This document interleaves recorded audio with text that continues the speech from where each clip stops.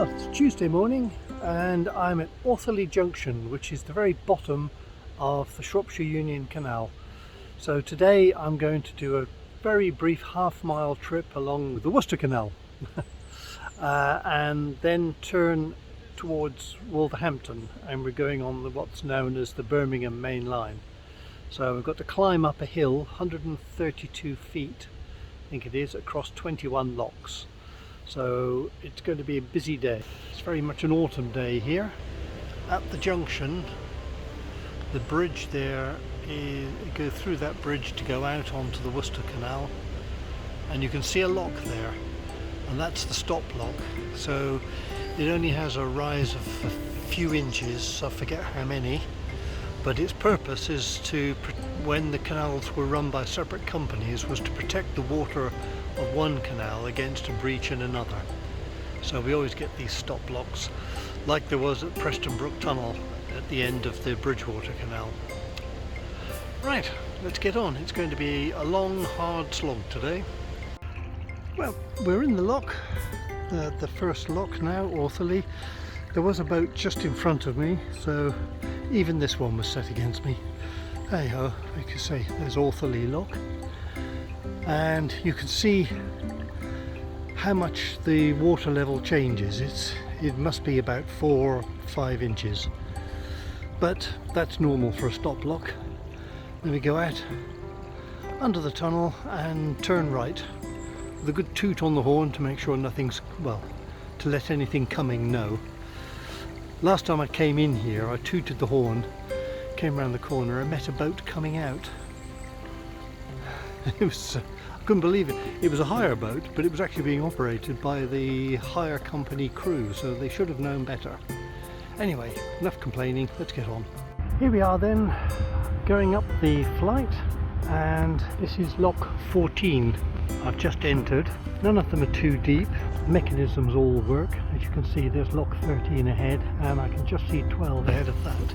So along this stretch they're very close together, and we're counting down to lock 1, and so that's the minimum target for today.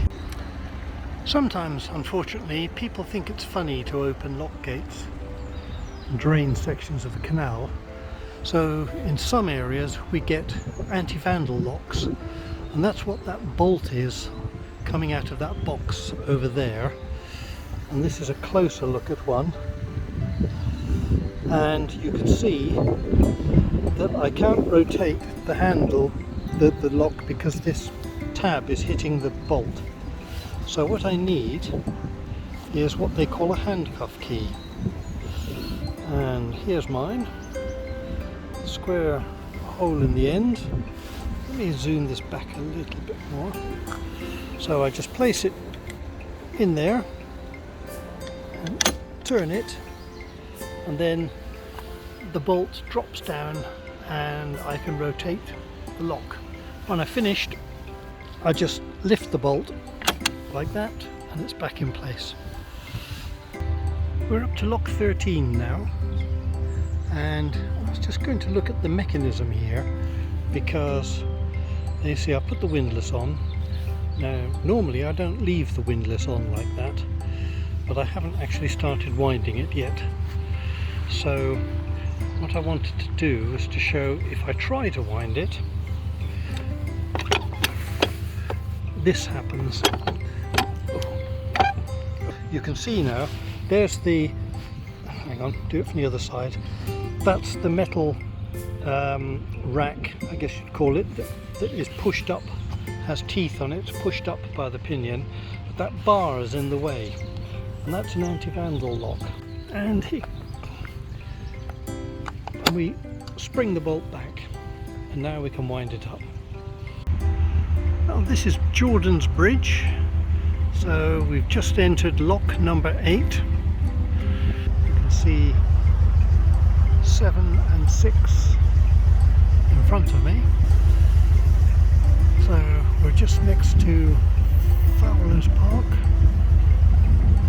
and I'll be glad to get to the top of this flight, I must admit. It seems to be hard work. This is the 4th time I've done this flight, and this feels like hard work today. There's a little spattering of rain, not really raining properly, and the wind has got up a little bit. But there are some moorings right at the top of the lock flight, and if there's a space I might just avail myself of them. Well, nearly there. This is lock 1 and I'm just emptying it out whilst the boat's sitting in lock 2, and just the other side of the lock there's visitor moorings, so I'll be tying up there tonight. I'm not going any further as it's getting dark, and I've undone the lock mechanism and the lock is emptying, and you can't quite see it on this, but there's a feature I've never seen before. There are little units set into the ground. If I zoom in a bit, you can see what... Ah, that's better. Yes, they're about 3 inches across, and as it's getting dark they've all lit up. So these are red and around the barrier, and most of them for just along the towpath are white, and they just illuminate where the path is. It's a rather nice idea. I don't know how they're powered. Maybe solar, perhaps? Little's Lane Bridge. So we're just in the centre of Wolverhampton now. And that was a hard day. So I'll be on tomorrow, just over that road, that busy road, that's the town centre. But I don't think I'll be wandering far tonight. That's it, Wolverhampton top lock. 22 locks done today. It's darker than it looks here, but I'm going to moor just over there before the bridge. There's a row of bollards for visitors. I'm going to tie up there, and next to this a nice old row of cottages here.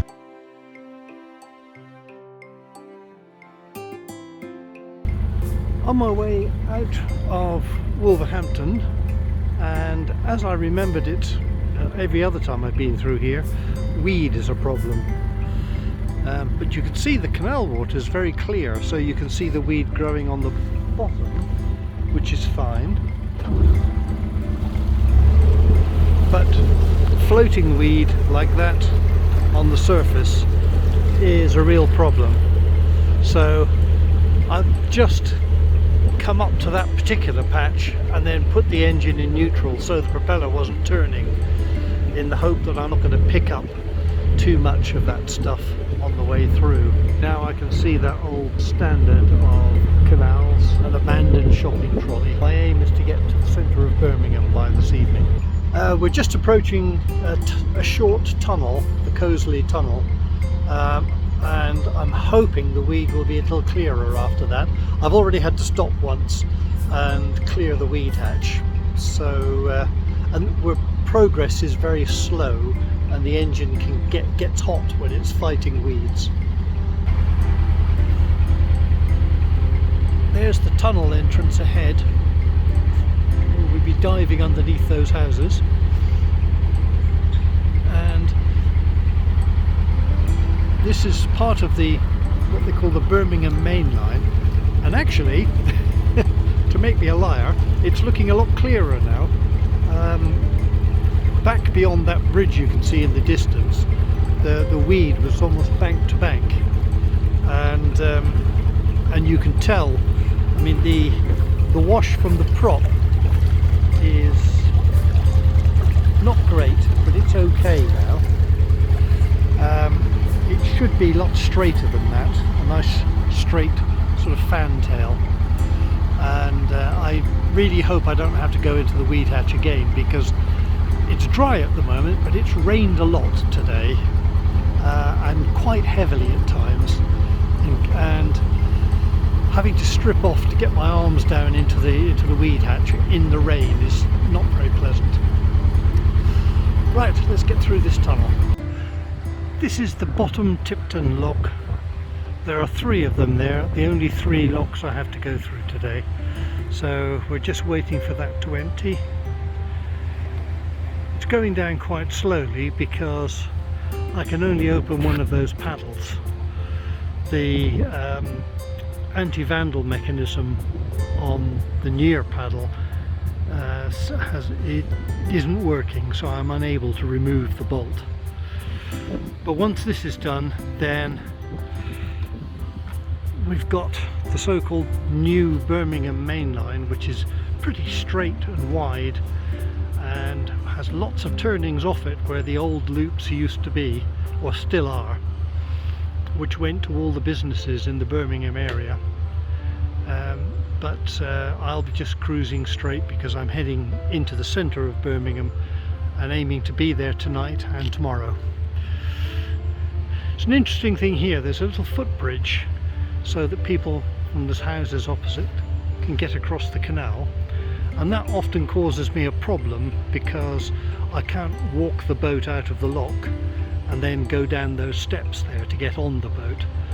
But this bridge, as you can see, has been constructed with a gap on this side, so I can walk the rope through there without any trouble, and that's very useful.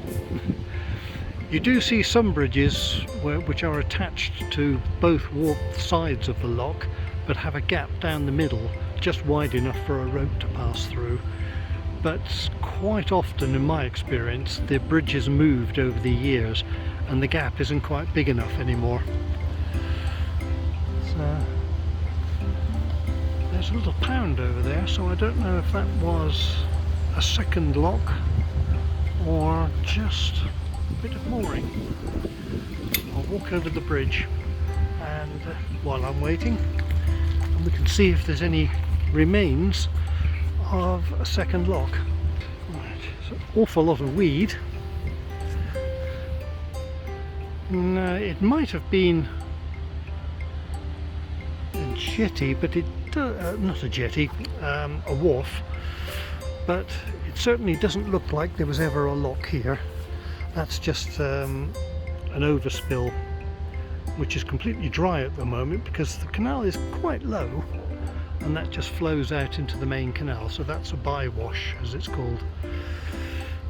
Right, let's see if this boat's ready to shift out of the lock yet. This is the Birmingham main line, as it's called, BCN, and it's very long and straight, so this is a rather dull stretch. Just in the middle there's that little island. I believe at one time was a toll station where boats were charged for using the canals. And just over here, the sun coming in the way, is one of the many elegant bridges that we have in Birmingham, and this goes down to the Braids Lane junction, and the canal carries on straight ahead with the railway running alongside. So there's not much in the way of houses or anything along the sides of the canal here, so it's about 6 or 7 miles just like this. So we're just slowly chugging along.